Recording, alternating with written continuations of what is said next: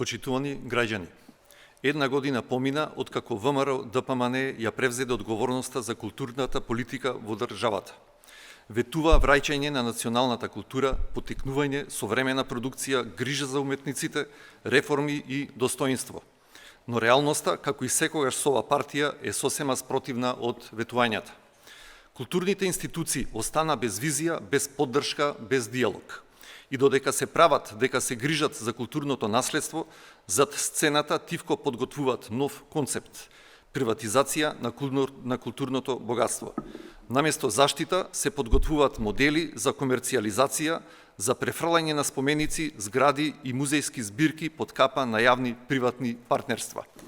Фолклорот, јазикот, книжевноста се инструментализирани и сведени на сценографија за партиски декор. Уметниците не добија почит, туку игноранција и политизација.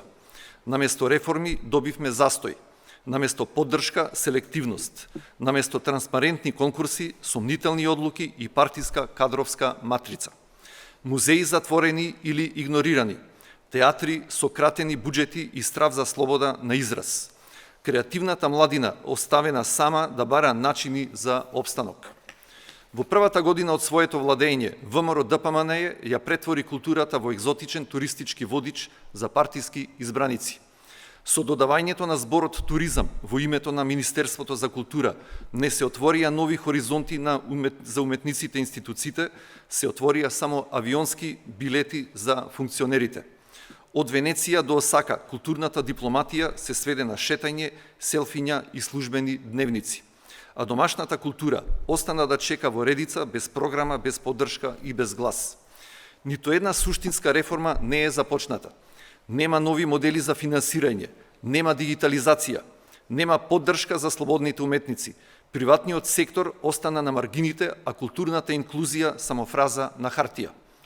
Кога ВМРО ДПМН зборува за идентитет, всушност зборува за користење на културата како политички трофеј. Кога зборува за враќање на вредностите, мисли на враќање на стиропорната естетика. Кога ветуваше обнова, граѓаните добија само обновен политички притисок врз културниот сектор. Меѓу СДСМ и ВМРО ДПМН линијата на демаркација е остра и суштинска. СДСМ го разбира културниот систем како жив организам, каде што државата има улога на гарант и промотор на плуралноста, а не како архитект на една унапред подготвена национална приказна. Институциите работеа во континуитет, колективните договори беа почитувани, а платите навреме обезбедени. Со тоа културниот работник не беше сведуван на молки и сиромаштија, туку на слободен творец.